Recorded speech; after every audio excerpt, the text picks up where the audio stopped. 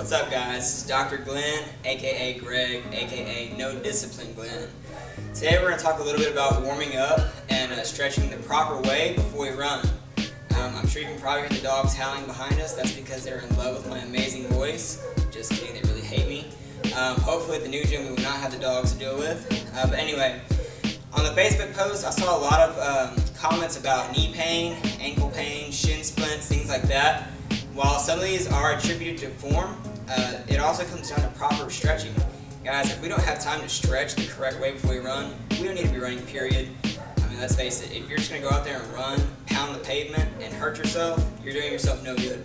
Ultimately, our goal is to work towards the miles that we set for the running challenge. Do not stretch statically before a run. This meaning standing here, hanging down, and holding one solid position. The reason we don't want to statically stretch is that actually weakens the muscles by up to 30%. And as you know, you're probably tired at the end of a run. You can't feel your legs anyway. So you might as well preserve as much of that muscle fatigue as possible. We want to make sure that we're stretching dynamically. That means moving while stretching. I'm sure you know the first stretch from many of our classes. We bring both hands up, we hang down to our toes, and come back up. This is an example of a dynamic stretch. Yes, we are getting a good stretch out of our legs, but at the same time, we're not holding that stretch and fatiguing the muscle and making it weaker. Just keep in mind, the primer, just like we do before every workout, is what we're going to do before the run, to prime our muscles and make sure they're ready to go. You don't just get out of your car and take off running as fast as you can when you get to the track anyway. So we're going to make sure we prime before the run the best we can to make sure our muscles are activated and ready to go for the work that we have ahead of us. Alright guys, whenever it comes to priming, we can use literally any priming move that we always do here at Grit. And remember, our primer is what we do before our warm-up. So we usually start with head rolls, things like that. Those are usually our primer movements. You can use any of these before you run. I'm going to give you an example of 3 of my favorite primers. It's insane, right? That one dog. I'm sorry. I'm sorry. I'm like. I'm going to show y'all 3 of my favorite primer moves to do before a run. I'm going to start off with some ankle rolls. Actually, it starts with flexion, extension, and ankle rolls. So for this, I raise one leg out in front of me, point my toe up as far as I can, and then point it down as far as I can. And I'll switch back and forth, usually going 5 times each direction. And then once I finish up there, I'll point my toe directly up and make the biggest circle I can, rotating inward 5 times.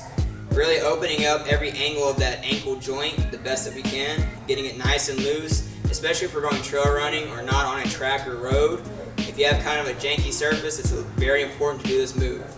Once you do 5 rotations to the inside, we'll switch and do 5 rotations to the outside. And once we're done there, we simply switch feet, flexion, extension, 5 times. We're done there. Rotate inward 5 times and outward 5 times. The second move I like to do really focuses on opening the hips up. As you know, hips are a very important part of our running. Stride length is a very key factor as to how fast we run. And the way that we improve stride length is by opening our hips up. So we're going to start with some hip circles. Standing, you can use a pole for assistance if need be. We're just going to raise that knee up, open the hip as wide as we can, and come down and reverse it the opposite direction. And I usually like to do 3 to 5 rotations going each way with each leg. So once we're done there, we simply switch legs. Same thing, external rotate, bring that knee down, and internal rotation.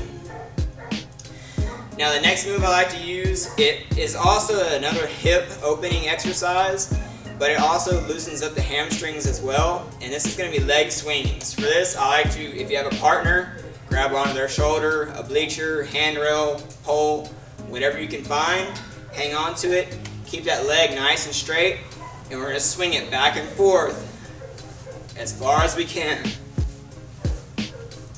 About 5 to 10 times, or until you feel like your leg is nice and loose. Remember, you don't want to overdo it, just go until you feel nice and limber.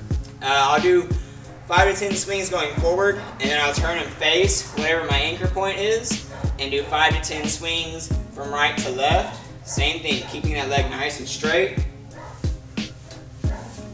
and swinging across the front of our body. Once we're done with the muscle primer, you're still not going to take off running just yet. I like to do a mobile primer or a walking, jogging primer.